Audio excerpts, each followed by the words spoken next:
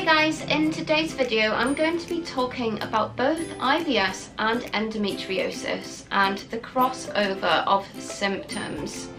Often IBS and endometriosis do get mixed up with their symptoms. A lot of them share very similar symptoms, and many endometriosis sufferers do go undiagnosed or misdiagnosed for a very long time, just because of the symptoms being so similar to IBS.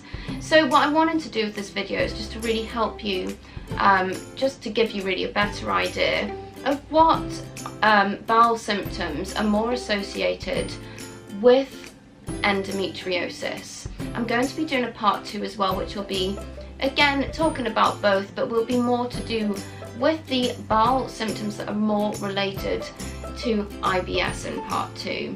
Now, not to say you can't get both, you know, we're all different. I'm just really doing this video to just hopefully give you a bit of a guide really, on really distinguishing the differences.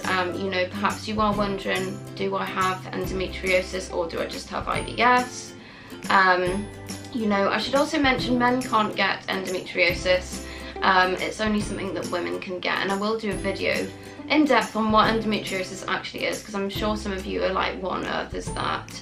All I can say for a rough thing is it's very slightly like polycystic ovaries, because more people know what that is. So it's more to do with fertility and, you know, things like that.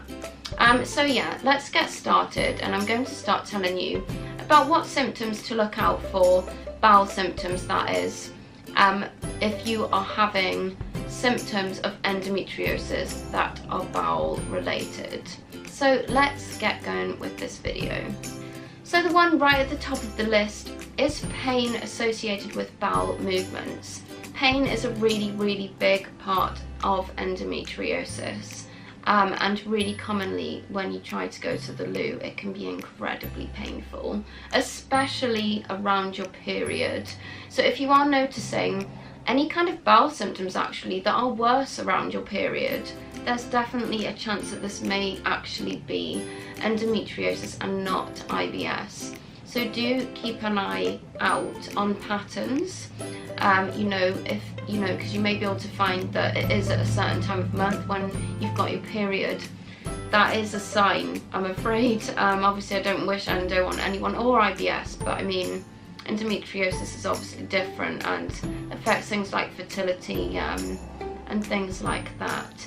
So that is the one at the top, is pain when you are trying to go to the toilet. Now the next one on the list is difficulty trying to have a bowel movement.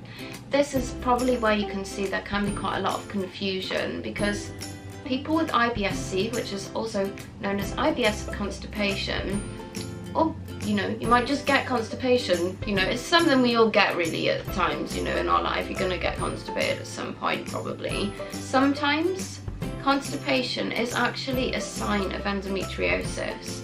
So again, if it's around your period, maybe more likely then that it could be related to endometriosis. So as I say, just keep a lookout, because it could be. I'm not saying it is, but there is a chance. So do keep an eye out for that. Okay, and the last one on the list is severe abdominal pain. When you do have endometriosis, it does tend to be lower, like pelvic pain. Most of the time you can just get a lot of pain in the stomach, but if it's lower down, that's quite a sign, I would say, and is a known sign, is pelvic pain. And also if this is associated with nausea, diarrhea, or even vomiting, again, this is another symptom of endometriosis on the bowel. So do not ignore any of these symptoms.